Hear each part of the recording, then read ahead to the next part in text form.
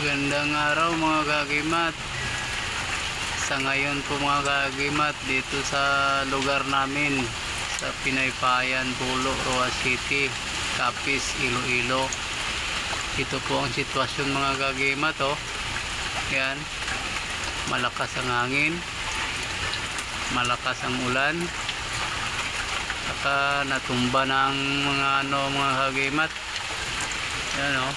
Yan, oh, tumba ng mangga, puno ng mangga dahil sa sobrang lakas ng hangin, bagyong Upong.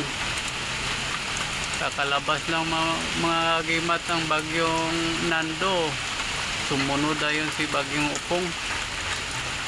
Grabe mga kagimat, yung alaga namin mga kagimat, oh. Ayan, nagantay kung kailan aalis si Upong, baging Upong. Yan ang hangin mga kagimat, malakas. Yung pa mga kagimat, mga kahoy tumba na.